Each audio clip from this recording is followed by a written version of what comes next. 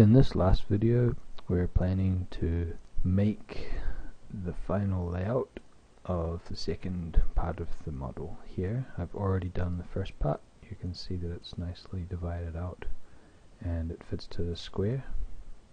There is some extra space, which with more fiddling around, it could probably be arranged better, but this is hopefully good enough. We're gonna have to test that out when we paint. Just like with modeling, the idea that you do all the modeling, then you do the UV mapping, doesn't always work. I find with texturing that it doesn't work out that way. You may do all your modeling, some UV mapping, you realize you need to change a few things in your model, you go back and you fix those and you come back into your mapping and so on, and there's a bit of bounce back and forwards. I find the same thing happens when you texture, is that initially anyway, when you start to texture, you will see things as you brush paint onto the model that are fixable in UV mapping, and you can go back and fix them, and so long as you don't commit too deep into the painting, you can do a few tests and touch-ups and then come back and improve the UV layout where it needs to be improved, and then finalize it via painting rather than try and finalize it and then paint. Right? Hopefully we paint this model up in another video, we'll be able to see this at work.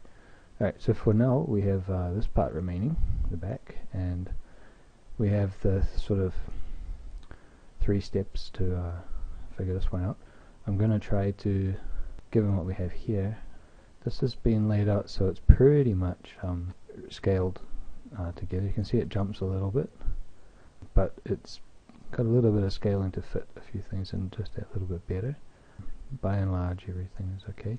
But if we took this and this together, one thing is we might get quite a big jump, and the other pieces remain pretty much the same, which is what we kind of want. So when we scale this part here, there's a minimal jump in the pieces, which means that they're all pretty much at the right scale. And that means that if we were to scale this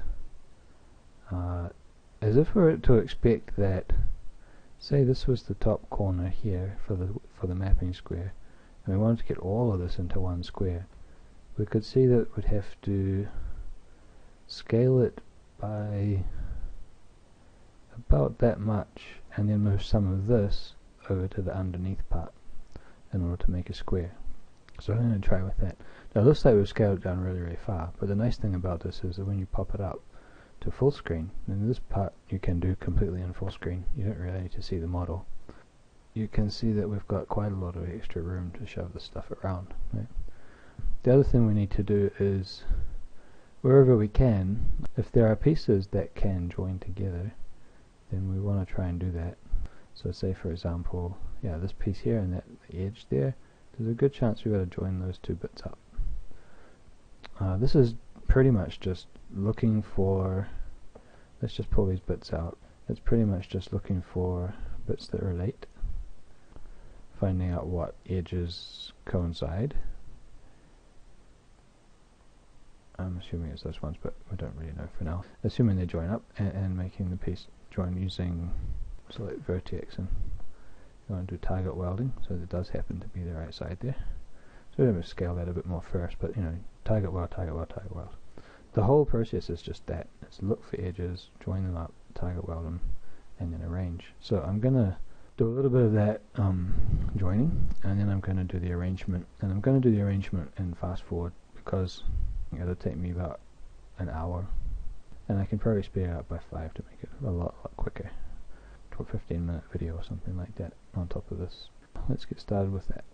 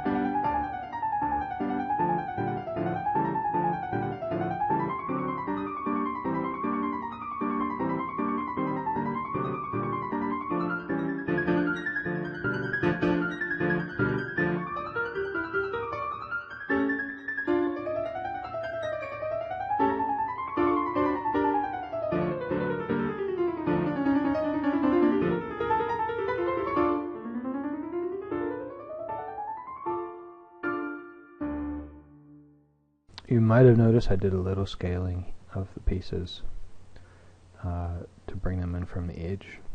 I did a lot of back and forth placement. I joined some parts together. See down there there was a split down there and so on. These pieces came together. There's quite a few pieces that join up. So when you join pieces together, you get shapes that are harder to pack into a piece, right? And there's some pieces that we started with that are really big. So those influence the shapes that you're going to be ending up with. By and large, when you're trying to fill a hole, you should put the biggest piece in there possible rather than lots of little pieces, because the little pieces can go all over the place, but the big pieces won't fit. So if you can put a big piece into a hole, then favor the bigger piece. You can always fit these guys wherever. It's really difficult to fill every little inch of empty space, but that's the nature of this kind of mapping. Some things to check when you're done are, do the pieces remain within the boundary? You don't want, for example, that to happen. Do pieces overlap? If they do, then you want to spread them apart. Is there any internal geometry in a piece that is closing across itself? Again, you cannot paint across two polygons that are overlapping. Pretty much like when you do have some empty space left, can you cheat a little bit of paint surface area for that piece without scaling it up too much relative to the other pieces? So the little bit of cheated area that you've grabbed is going to be an area that the pixel data can take paint on. And then make sure there's enough of a gap in between the pieces for stuff like normal map edge bleeds and stuff like that. These will probably be 2048 by 2048 blocks. One last thing I'd like to mention is that you can record a little, it's not really a match script, it's just using the match script listener, which is a window that pops up, and you can see that it records what you're doing. So let's just say, I'll just drag this down, let's just say we want to move this square to be in the -1 space exactly. For cases where the program can only read or paint on polygons that are inside the default square, like some programs, like I suppose Mudbox and stuff, can multi-tile across. But if you want to make it so all this jumps across one square exactly, just give it a wiggle. That'll create a line in the match script listener where you can see the X coordinates and stuff. So undo that move, and then you paste into the match script listener at the bottom of 3D Max the line you copied from the, let's just copy it again, Control C, paste, and then you make the number to be either 1 if you want to go to the right, or -1 if you want it to go left, and make this one here 0. That's the up and down. Z doesn't really do anything. And the selection is here, so when we go enter, let's see, it jumps back to the 0. So that alone is a really handy little trick. So if we want that to go back again, we just grab it and 1, 0, so 1x, 0y, and 0z, and there she blows. Right? So it's really easy to jump back and forwards that way using that little command from the match script listener, based on any little nudge that you do. It's really cool. Right, final thing is, once we have our UVs all spread out, is to see what we've got in terms of the image, where we've done a little scaling here and there, and the mapping on there may have some areas which may have a little stretching. Just got to go to a little check for that. You'll see that the layout is pretty uniform in size. There's no really, here we go. There's no really obvious stretching, but there's a little bit where we welded two chunks together where it kind of drifts a little bit. But I think in this case it's not so big a deal that we need to really worry about it. But that's the kind of thing you would want to look for. And obviously any bits which are just not fitting into the system for some reason. Okay, so with that we have a UV mapped spaceship, and in the next videos we'll be doing some paint on this to give it a texture.